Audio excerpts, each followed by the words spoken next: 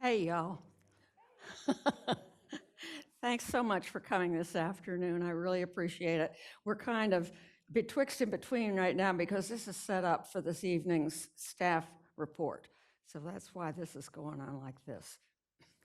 I am going to be reading a short story that I wrote in 1990. Some of you probably weren't even born back then. But it was published in the Sand Hills Review in the number 45, winter 1993-94 issue. So we'll see if it still holds up. And thank you, Ellen, Ellen was my PR agent earlier. Thank you. Learning Her Letters by Carolyn Cohn Weaver. The battered red Chevette bumped one wheel at a time off NC 24 into the shady yard. Chickens pecked in the dust, undisturbed by the tailpipes scraping over the curb. Ellie turned to look past the folded laundry piled in the back seat. She searched for signs of the old woman who lived in the unpainted frame house, sitting forlornly on the edge of the road. I haven't seen her for a while. I wonder if she's okay. You could go over there and ask her, Jimmy said. You're crazy, Ellie laughed. I don't know how to talk to a black person. Jimmy maneuvered the car between the house and a live oak tree. Why do you want anything to do with that old woman anyway? I don't know. She is our landlord, sort of, and it's creepy living so close to someone and not knowing anything about her. Ellie looked back toward the house. I guess I'm just curious. About what? Well, in our first week here, I'd watch her feeding the chickens and digging in her flowers. Ellie turned to point through the windshield. Sometimes she'd walk in the field with those scrawny dogs, but she hasn't been out there the past couple of weeks. Jimmy drove across the bare backyard. Dust coated the Nebraska plate and the Camp Lejeune sticker on the bumper. I don't know why I waste my time washing this old clunker, he groaned. He parked at the far end of the yard next to a trailer jacked up on cinder blocks. Rust oozed through its gray coat.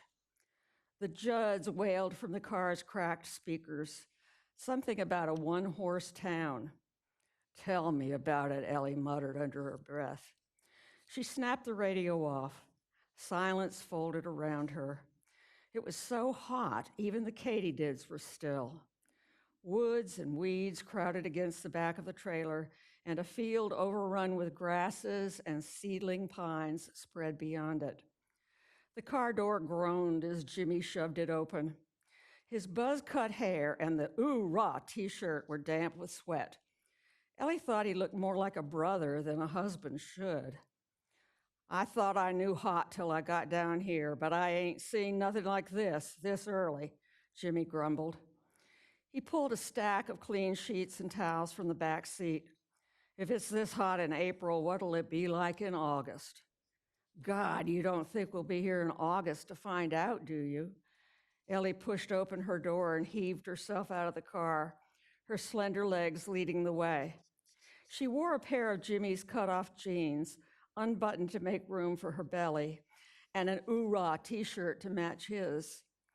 A brown plastic clasp held most of her long, straw-colored hair up, but some strands had escaped. She blew at the ones hanging damp in her eyes. I don't want to go inside. I can't breathe in there. Please take me with you this afternoon, she begged. It can't be this bad on the water. Honey, you could leave me at the boat landing, she interrupted, trying to get ahead of what she knew he'd say. I won't bother your fishing. You know I can't do that. The other wives aren't going. The guys don't want girls along. But Sunday's the only, excuse me, we'll be doing this throughout. But Sunday's the only day we get to spend any time together, she whined. And then all we do is go to the laundromat and the Food Lion. Jimmy reached across the laundry he was holding and touched her chin with his thumb. At least it's air-conditioned, he laughed. And besides, you gripe if I don't take you. Ellie put her fingers to the small of her back and tried to stretch her ribs up and out of her bulk. I wish the doctor would let me drive. Nothing to do, nobody here but that old woman. She called to Jimmy's back as he carried his bundle into the trailer. It wouldn't be so bad if you'd gotten us a decent place to live.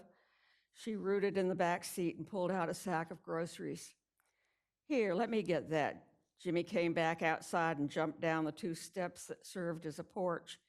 He grabbed a roll of paper towels from Ellie's sack and ran across the yard, pretending to dribble a ball toward a shiny new basketball goal. He jumped, his feet together, and pumped the towels up with both hands into the basket. 2 for the Huskers, he shouted, catching the roll before it hit the ground. Grow up, would you please, Ellie grumbled. He trotted up behind her and cupped her rear end with his hands. Ellie dropped the bag and groceries rolled in the dust. God damn you. She turned to slap at his hand. Look what you've done. She sobbed into his chest, her fists on his shoulders. Come on, baby. He wrapped his long arms around her and walked her backwards till she sat on the lower step. He sat on the one above her. I hate to see you cry. Seems you cry all the time now. She swallowed hard. I can't help it. Calvin says it's because you're pregnant. He says pregnant women cry a lot. Oh, so now you're talking about me with your Marine buddies. Jimmy took a deep breath. This isn't good for you. You'll just get hotter and get the hiccups and feel worse. He combed his fingers through her tangled hair. I've been so lonely for so long, she said. I thought it would be better once I got down here with you. I know, honey, he whispered and kissed her ear. I wish I could make it right for you. How do you expect me to live here? I feel like trailer trash in this rusty junk heap. The muscles along his jaw nodded. What kind of a home did you expect on my pay and on such short notice? She snapped upright. Short notice? Her voice shook. Come on, Ellie, I can't take much more of this. He pushed himself off the step. It's my fault that I'm pregnant and we're here, she shouted. If I remember rightly, it was you who was in such a hurry to do it last summer. You just couldn't wait. Yeah, I remember. That's when we loved each other. And you didn't cry all the time, Jimmy shouted back at her. That's when I thought I was going off to college instead of the Marines. He strode to the car. Chickens scattered and squawked about him as he gunned the engine and spun the tires, fishtailing around the corner of the house. Go, see if I care, Ellie screamed after him. She licked at the tears that ran into the corners of her mouth and panted for air as the dusty sand settled. She squatted under an umbrella-shaped tree hung with clusters of yellow berries, spreading her legs to make room for her belly. She picked up some of the hard berries from the ground and rolled them in her hands. Home, he calls it, talking aloud to herself. That's no home. It's a crummy damn trailer, and it's ugly and hot and smells so bad, I want to barf every time I go inside. You'd think those people would have had sense enough to put at least part of the trailer in this shady spot. She looked at the old woman's house across the yard. The paint had long ago peeled off, and its wood sides were the velvety dark brown of well-used work boots. It looked so cool, Ellie thought. Ancient live oak trees shaded the house. She pushed to her feet and padded across the yard, leaving splay-footed prints. A row of red geraniums brightened the porch that sagged across the back of the house. I wonder how she does that. How can anyone grow anything around here? She tiptoed up the steps to the porch, and shading her eyes with both hands, she pressed her face against the screen door. I was wondering when you'd come calling. The reedy voice came from the darkness inside. Startled, Ellie jumped back. A splinter from the dry floor pierced the soft underfoot of her foot. Damn. She steadied herself with one hand on the post and grabbed the foot with the other. Here, let me take a look at that. This time, the voice came through the screen as the door whined on rusty hinges. Ellie looked up to see the old woman, dry and brown as the house. She wore a faded blue duster that hung loose to her shins, and her bow legs were thin as her cane. She had on men's bedroom slippers, run over at the sides, and they brushed across the wood floor as she shuffled over to Ellie. "Sit here." The woman pointed at the top step. She leaned on her cane and limped down the steps to stand in front of Ellie. She braced the girl's hurt foot on her thigh, and with her thick thumbnails, she kneaded the place where the splinter had gone in. Her long, wrinkled fingers were knotted with arthritis. Ellie had to tuck her hands under her legs to keep from touching the woman's hair, short, soft, and white as dandelion fuzz. She breathed in a starch and laundry bleach smell. The woman pulled a needle from the collar of her dress and put it between her lips. "What made you come calling finally?" she asked around the needle. "I didn't mean to bother you," Ellie whispered. "You ain't no bother to me. You just ain't been here till now." Ellie flinched as the needle caught in her skin. "How you like living in my trailer house?" the woman asked. "Well, actually, that's what I was coming to ask you about." "Huh, you don't like it no better than I does." "Excuse me? I didn't like it none neither. My great-grand got it for me. Didn't want me living in this house that's been mine since before I was born. Said it was a fire trap. I tried that trailer house for a while just to please him. He want me to like it," the woman said, probing the splinter with the needle. The skin on her hands felt cool and dry, like paper. "But it didn't feel like a home should. I moved back in here where my things fit soon as I could. My great-grand, he give up on me, said that trailer house was already there. He'd rent it to his Marine friends, and I could keep the money. It helps." "Your great-grandson is a Marine?" Ellie asked. "How old are you?" She stopped and put her hand over her mouth. "I'm sorry," she stammered. "I didn't mean." "Huh," the old woman chuckled. "You right. I be a old woman. Oldest one in my family. I outlived 3 husbands and 4 of my own young'uns. If it makes it past this year, I'll be 100 years old in a couple more years. And you just watch me celebrate." "So," she worked the splinter to the surface and now used the nails of her thumb and forefinger like tweezers. Ellie started. "Ow!" The strong hands held tight to the foot. "Sit still here. I'll get something to put on that." She threaded the needle back into her collar and picked up her cane to thump back up the steps and across the porch. Ellie pressed her thumb on the foot, and a drop of blood, round and shiny as a holly berry, swelled at the spot where the splinter had been. "Here." The woman came back with a white cloth and a small brown bottle. She blotted the blood and dabbed iodine onto the spot with a little glass wand. "Hold this tight against it for a while. Now," she looked up at Ellie, "what was it you come for?" Ellie took the cloth and held it to her foot. "I just wanted to ask if you could move the trailer under that tree so we could have some shade. I'm not used to this kind of heat." The woman cracked out a chuckle. "Girl, you gotta be pulling my leg. You knows what kind of tree that be?" "No." "It be a chinaberry tree." "I didn't know. We don't have trees like that in Nebraska." "You ain't got no chinaberry trees where you comes from? I never heard of such." She shook her head in wonder. "You see them hard little balls under that tree?" Ellie nodded, remembering that she'd just been playing with them. "And when them chinaberries start to drop, you know what it sound like in that trailer house?" "No."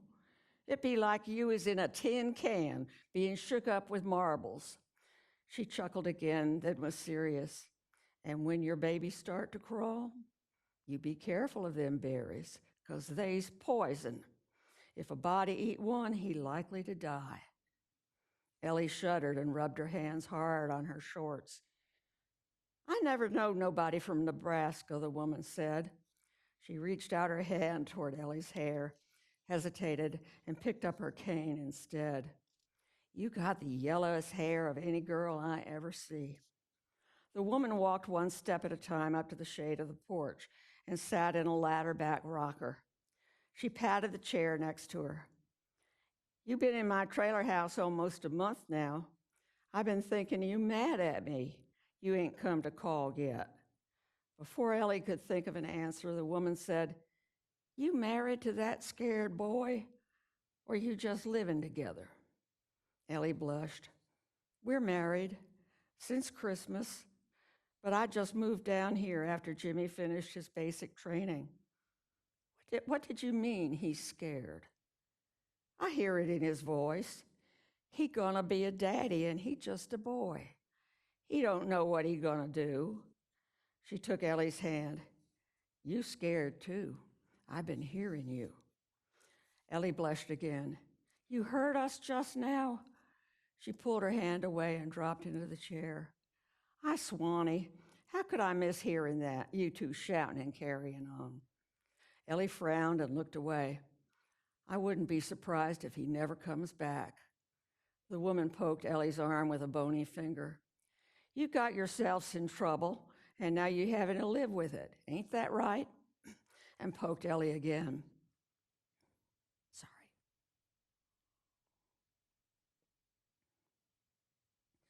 Sorry. Well, you can look at it two ways.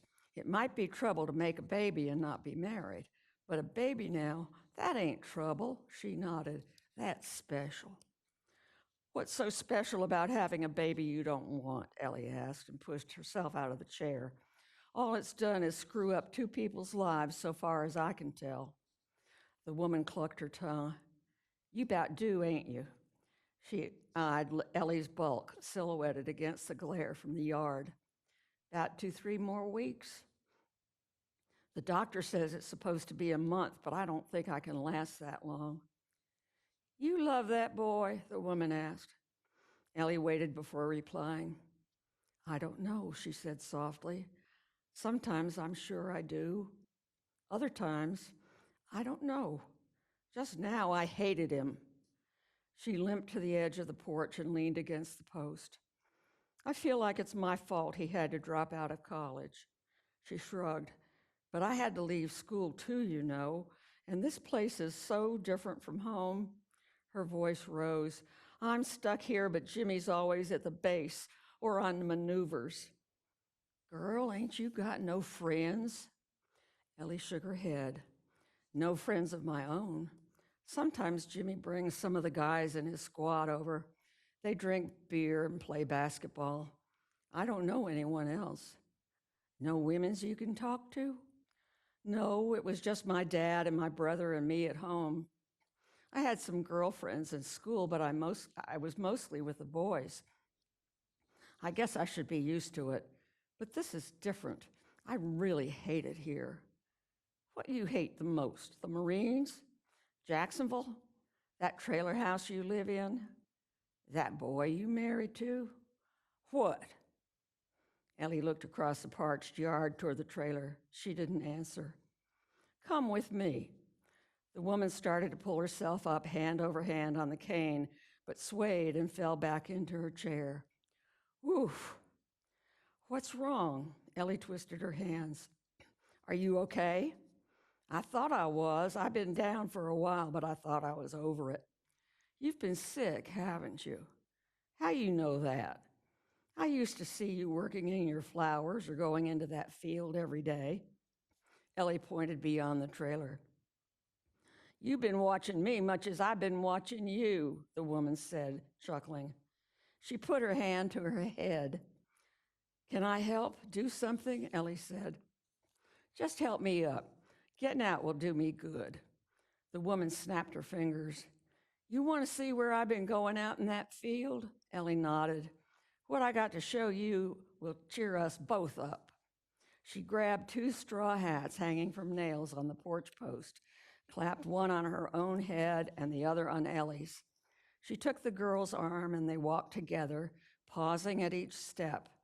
When they got to the yard, the woman led Ellie to the open field and along a path through the weeds. Two rangy yellow dogs roused themselves from under the porch and trotted ahead. Heat shimmered in the air, distorting the line of trees on the far side of the field. A mirage lake disappeared as they walked closer. Sand spurs snagged a woman's duster. The sweet smell of sun-baked grass rose up around them, a smell from the fields at home. Ellie stopped. It's so hot. How can you stand this? This be a strange year, a warm winter and everything in bloom too early. Look yonder. The woman pointed toward a huge tree standing alone in the middle of the field. It filled the sky ahead of them. Flowers big as plates looked as though someone had wired them to the dark green leaves. They stopped on the path. Ellie had seen the tree before when she explored the woods and fields. We don't have trees like this in Nebraska either, she whispered. That don't bloom for another month in a regular year, but it be in full bloom the end of April. I scarcely ever see such. It give me the nerves. Why? It be said a warm winter make a fat graveyard. The woman shivered in the heat. Somebody must have just trod on my grave. She stared at the tree, silent, and then shook her head as if waking. Come on, she took Ellie's hand. That be where we're going. The leaves had a gloss as though somebody had just polished them. The woman held aside the branches for Ellie. The dogs ran ahead and flopped, panting on the hard-packed earth. When Ellie's eyes adjusted to the deep shade, she saw that the undersides of the leaves were bronze. Sometime long ago, the tree's lower limbs had been cut off close to the trunk, but the branches above trailed to the ground like an enormous round tent, forming a sun-dappled room. Ellie hadn't seen the secret place when she was out here before.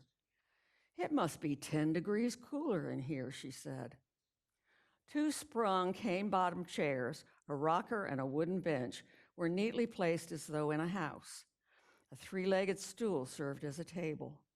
A straw broom leaned against the tree's trunk. Leaves, brown and tough as tanned leather, littered the ground. The woman leaned her cane against the trunk and picked up the broom. It'd be harder and harder for me to keep this place swept clean. I can't get out here every day like I used to. But it's wonderful, Ellie said.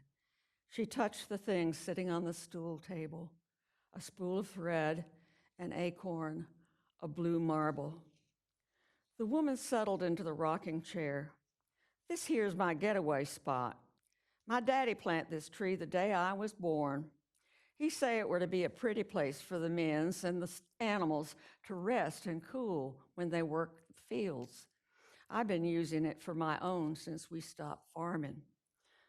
I didn't even know this place was here, Ellie whispered. This land be in my family since that state road out there be a dirt wagon track. First they come along and pave it and cut a little bit off the front. Then they come along and 4-lane it. Now the trucks and cars whiz right past my front windows. That's why I got to use the back door. Road's too close to the front. She put her hands to her ears. Mornings and evenings when they come and go to the base, I can't hear myself think. That's why I comes out here. It's perfect, Ellie said. Long as I alive, I going to keep coming out here to my place. 'Fore I took sick, I come out here every day, even in the rain sometimes. She looked at Ellie as though she had a secret. My daddy named me for it, she said under her breath. What do you mean? Magnolia. He named me Magnolia. Nolia is what folks calls me. You can call me Nolia if I can call you by your name. Ellie laughed. Nolia. She held out her hand. I'm Ellie. Nolia shook the girl's hand. I knows that. I hear that boy call you Ellie. She settled herself further into the chair and pushed with her feet to set it rocking. I'm going to show you a Magnolia secret you can show your baby. Go fetch me one of them blossoms.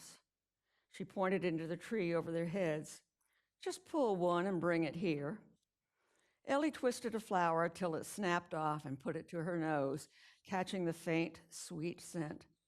Each petal was big and soft as a cow's ear, and the color of cream risen to the top of the bottle. Nolia pulled off one petal. Get me that little twig down there by my foot. Ellie did as she was told. Now sit. Nolia pointed to the chair next to her. Ellie sat cross-legged. Nolia put the petal on her lap and held the twig like a pencil. Spell your name to me slow. As Ellie said the letters, Nolia gently drew them one by one onto the petal. When she'd finished, she gave it to Ellie. The markings were so light that Ellie couldn't see what was written. Then, slowly, the letters began to appear. At first, the palest brown against the creamy surface, and she watched the letters darken. When she was in 4th grade, her big brother Hank had taught her and Jimmy how to write secret messages. Hank was in junior high then. Jimmy, who was 3 years younger, came over to their farm on the long summer evenings and hung around till Hank was through with his chores. Ellie tagged along after the boys in the twilight, hoping they'd ask her to play. She tried to catch the fireflies that sparked in the fields. Cut off from the world and the rows of tall corn, she could be anywhere, anyone she pretended to be. The long leaves felt cool against her skin, and she breathed in the green, silky smell.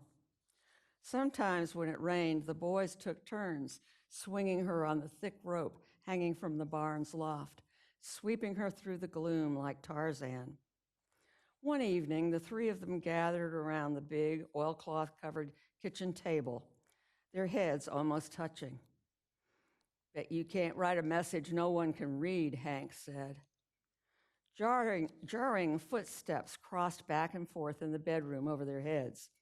The children could hear dresser drawers pulled open, slammed shut. Hank and Ellie's mother's voice carried to them through the heating grate.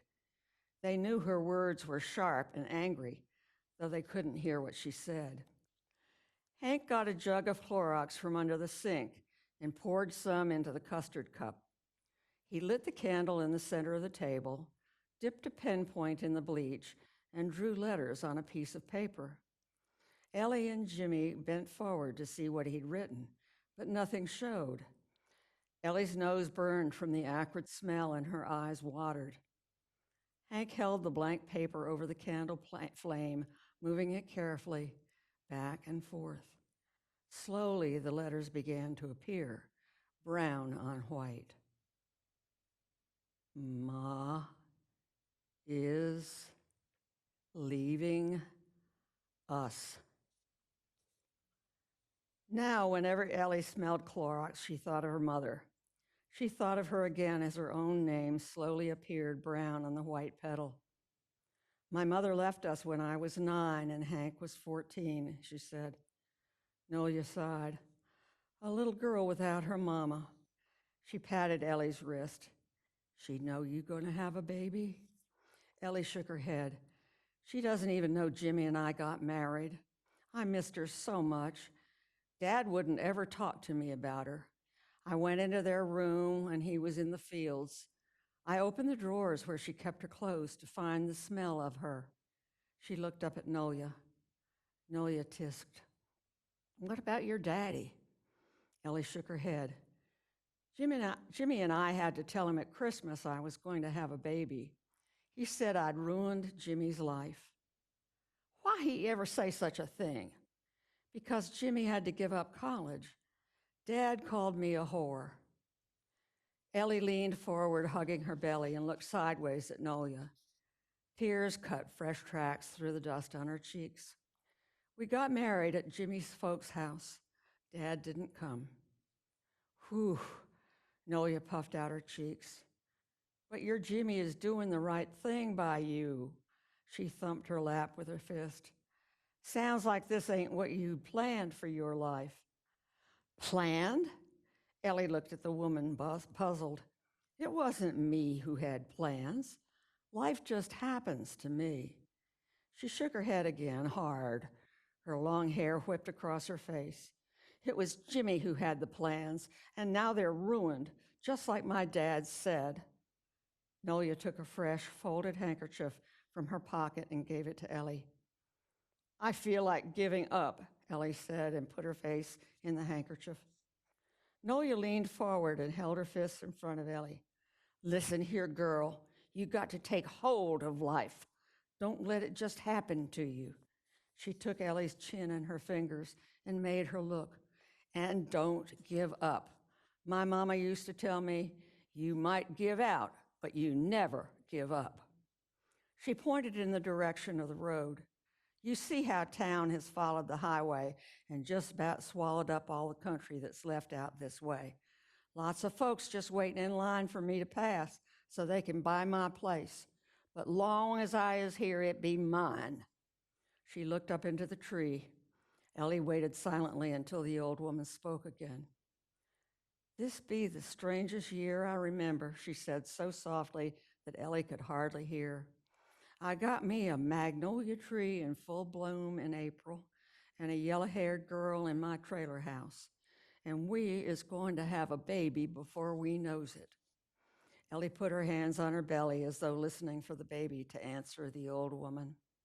Again she waited. Sometimes I put secrets on my flowers, Nolia said. Things I wants to remember. And sometimes I gives them to folks that's special. She put the flower in Ellie's lap. You wants to write a secret? She handed Ellie the twig she'd used as her writing stick. Ellie wiped her eyes and took the twig. She pulled off a petal and smoothed it on her thigh. As she drew the twig across the surface, it caught, tearing a ragged gash through the petal's flesh and scratching her leg. The flower's scent came much stronger now, as though bleeding from the wound. Damn. Ellie crumpled the petal and threw it to the ground. I can't do anything right. The petal uncurled slowly in front of them, bruised and brown. Hush now. Don't give up, Nolia whispered. She put her dark hand on the girl's like a teacher. She stroked the twig lightly against Ellie's arm. Like this, she said. You got to learn to make your letters easy, not charge at it so hard. She pulled off another petal and placed it on Ellie's lap. Here, try again. Ellie didn't touch it. I don't know what to write, she said. A tear fell on the petal and glowed like crystal in the half-light. What you gonna name your baby? Nolia asked, putting her hands on Ellie's stomach. I don't know. Who you love? Nolia whispered urgently. Ellie didn't answer. The only sound was the soft rattle of the leaves. Then she heard from far off the sound of Jimmy's voice calling, Ellie, Ellie. Who you love, Nolia said loudly this time. Write your secret. Ellie picked up the twig and stroked it gently across the petal, forming new letters. The end.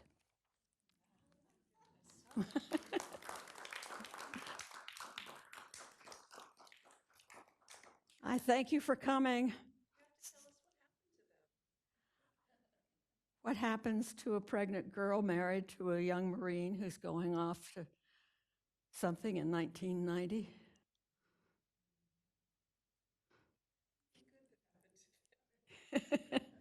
Well, you told me you don't like short stories because you don't know how they end or happens beyond the end. So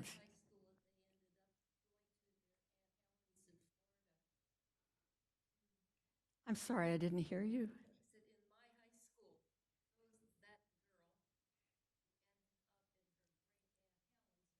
In Florida, you're right. And in other places, she'd end up in the nunnery.